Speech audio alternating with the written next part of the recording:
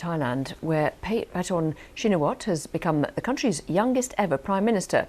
The 37-year-old says she's very honoured and happy to take up the post. Her selection by Thailand's parliament marks the return of the Shinawatra dynasty. She's the daughter of the billionaire tycoon and former leader Thaksin. The former Prime Minister, Srettha Thavisin, was dismissed earlier this week by the Constitutional Court. Well, Paetongtarn Shinawatra has been speaking in the past hour. I talked to my family and I talked to a lot of people from my party, and I decided that it's about time to do something for the country and for the party as well. And I hope that I can do my best to, make the country go forward. That's what I try to do. And right now, of course, I feel very honored and I feel very happy.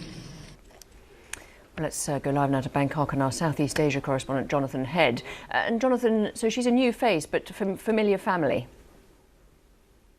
Familiar family, and in some ways a familiar face, because she did lead the campaign of the party last year. She's a good campaigner, and as you'll have seen from that clip, she comes across as quite natural and young and excited by the job, and I think a lot of Thais will like that. But the Shinawatra family are controversial. There are many conservative Thais who don't trust her father, Thaksin Shinawatra.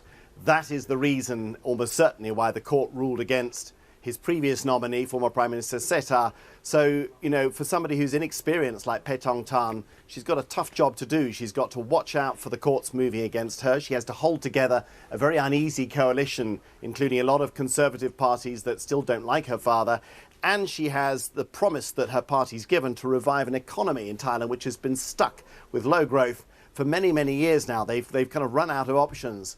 And so, it's quite a lot for a person that young and inexperienced to be taking on. Yes, because you mentioned the court intervention, but the recent history of Thailand is court interventions and military coups. It's quite a lot to be contending with. And aside from the economy, what will the big challenges be for her? Well, that's the biggest one. It's surviving. I mean, 3 other members of her family have been prime ministers before. All of them were ousted by the coups or court rulings. Thailand's courts are incredibly powerful. They're very conservative. Along with other institutions, they impose very, very tight rules on elected politicians, and you can break those rules quite easily for quite small infractions. They have the power to dissolve your party, to sack you as a prime minister, even to file criminal charges. So I think that's what will be most on her mind at the moment, just trying to avoid that fate.